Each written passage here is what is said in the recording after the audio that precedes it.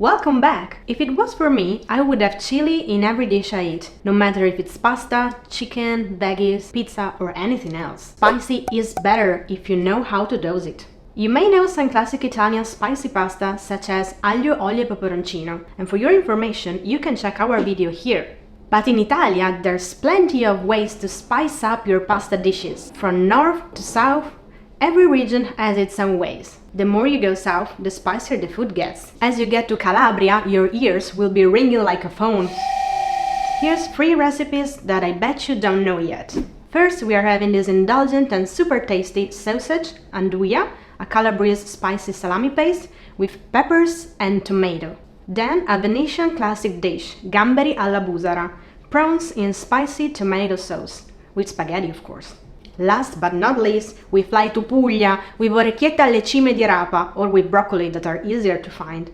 Load this pasta dish with garlic and chili oil and you have the most amazing vegan-friendly pasta dish. Let's start with spicy Nduja and sausage rigatoni. First, we will make our soffritto, so let's remove the outer skin from our red onion, then chop it finely. It's easier if you make 2-3 cuts lengthwise and then cross-cut the onion. Voila, your onion is ready. Then we need 4 mild chilies. These are basically like sweet bell peppers. I remove the stems and the seeds.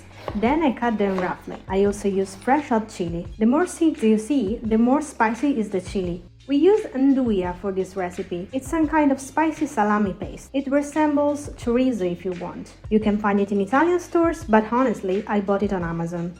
Last, we need 2 Italian sausages. We remove the skin and we crumble it using a knife. So, let's make our sauce. In a hot pan, add 3 tablespoons of olive oil, combine the chopped onion and the sausage. As you can see, I crumble up the sausage using my hands. Let the ingredients cook at medium-high heat for about 5 minutes.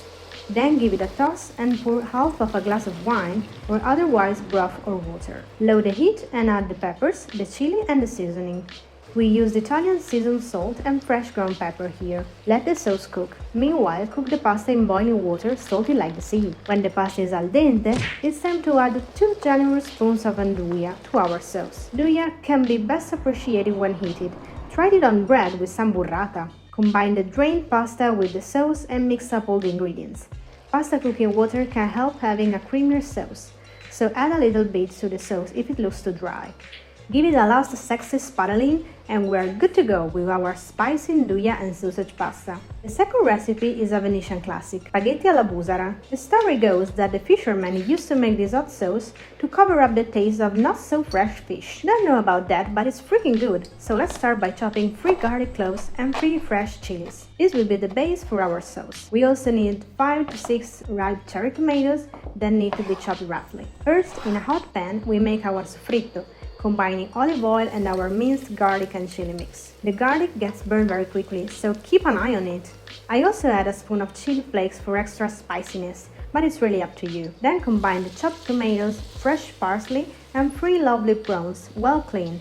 That means with no head, no legs, shell and intestines. Now we just need to pour 200 ml of tomato sauce, cover with a lid and let the sauce simmer while we cook the pasta. Taste the sauce and add salt and pepper if needed. Combine the pasta with the sauce and also add some more cleaned prawns at this point. Mix up all the flavors.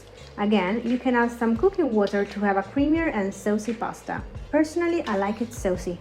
Serve your spaghetti hot and decorate with some fresh parsley, which is always very cute. And you have a super sexy garlicky and prawny pasta, bold and yet elegant. I'm gonna taste this only for you.